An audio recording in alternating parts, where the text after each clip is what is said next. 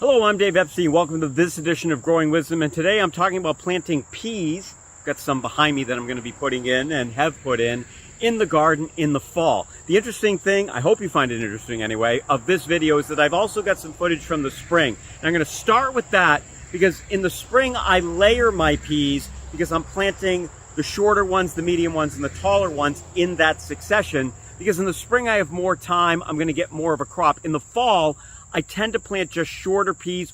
I want to get either pea tendrils, pea greens. If I'm lucky, I'll get actual peas. I planted these, and the reason I did that is so that I can get a fall crop of peas. But I tend to find that the big tall ones, like the sugar snaps that grow 6 or 7 feet, the season's just, for me, it's too short this time of the year. So I grow the shorter variety peas, the ones that take a little bit less time, and those are the ones I'm growing this time of the year. Let's take a look at the spring video, then I'll show you the fall. If you have a small area and you want to plant peas, this is just a raised bed here. What I do is I put my lower varieties like Progress, Alaska, and then I put the bigger varieties way up in the back. So those are, you know, now getting to be 5 feet tall, and they'll get even taller, 6.5, 7 feet. And in the front, you've got the lower varieties. So the sun comes in and then goes over those and up to the tops of that bigger variety.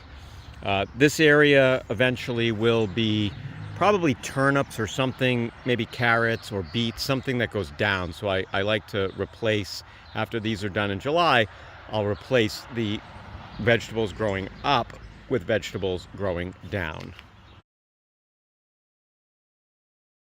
What you just saw was everything in the spring in this same area, and I don't like to plant the same crop in the same area. A little bit of an exception here. So we've got some daikon radishes. So obviously this is where those peas were in that previous video. You saw the shorter ones, and then we have the taller ones here. I've actually got some soybeans back there. I'm just looking, I need to treat those. It looks like they have a little bit of a bug. And I did plant some peas here on the 9th of August, so 10 days ago. This is what they look like. They actually look really healthy. I did treat the soil with some nice organic fertilizer, gave it some new fertilizer.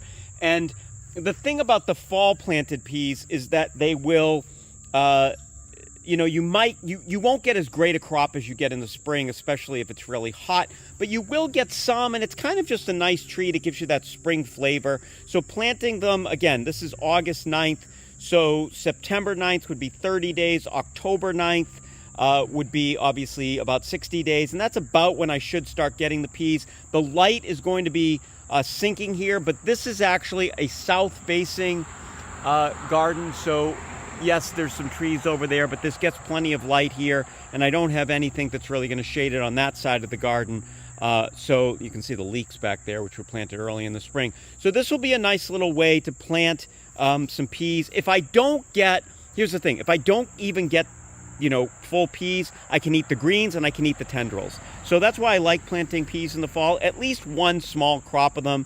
And as long as I'm showing you this, we've got, again, beets, we've got the daikon radishes. Fall is the time to plant those. I've got several rows of those. And then the soybeans were planted back in late July because they'll need more time. And hopefully I get them, there's a little pea there. That's actually from the old peas, that one of them dried out and fell. I did not plant that in that spot.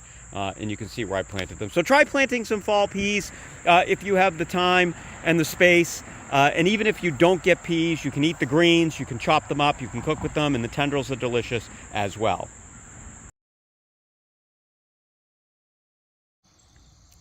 All right, so we're getting into late September. Peas looking pretty good. As I said, if I don't get peas, which there's a flower, we still could. We can always eat the greens, and we can eat the tendrils. Looks like I've got some sort of little bug, maybe a thrip or something, getting into some of these new leaves, but it'll be fine. But there's that area I showed you that we filmed a little while ago.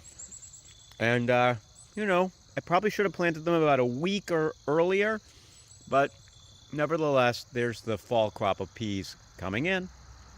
So there you have it. The same area I used in the spring, I'm using a smaller area in the fall for peas as well. As I mentioned in that first part of the video, I don't like to use the same area for the same crop so close together. As a matter of fact, I'll probably move the peas next spring into a completely different area because that area is a little bit heavy from having grown peas for a year. But since I recharged the fertilizer, since it's fall, I think they're going to do okay. And the theme of this is here that you can get a spring crop of peas and you can also get a fall crop of peas. And even if you don't get peas, you can still eat the greens and they are delicious. I love using them in salads. I love cooking with them. The tendrils are fantastic. So use the fall to grow. It is an opportunity. For Growing Wisdom, I'm Dave Epstein.